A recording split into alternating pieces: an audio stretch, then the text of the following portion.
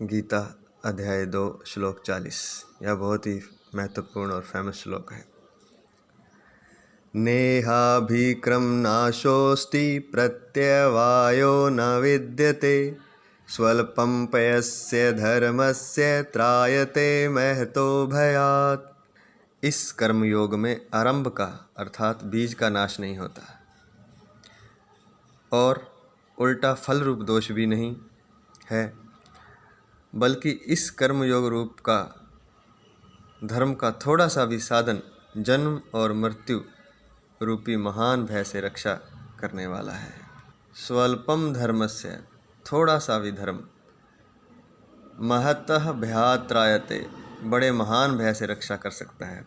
महान भय कौन सा है? जन्म और मृत्यु का। और इससे क्या होता है? अभिक्रम नाशः, अर्थात इसमें बीज का नाश नहीं होता। जो आपने शुरू कर दिया, मतलब थोड़ा सा भी कर दिया, तो वो रहता है हमेशा के लिए।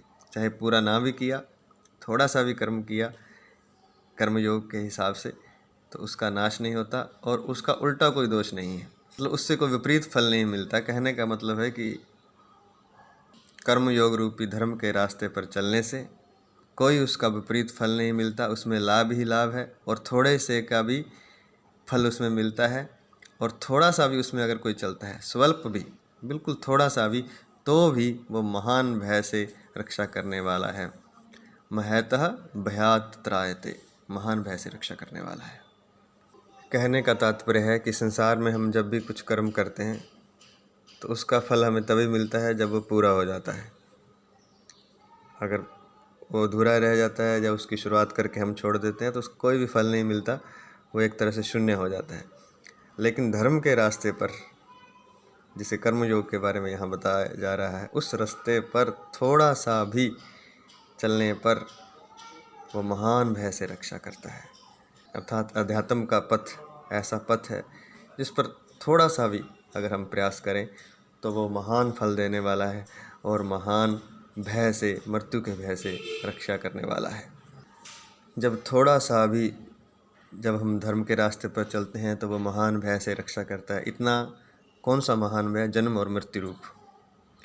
तो जब मृत्यु जैसे महान भय से थोड़ा सा धर्म के रास्ते पर चलने पर भी मृत्यु जैसे महान भय से रक्षा हो सकती है, तो बाकी जो चीज़ें हैं संसार की,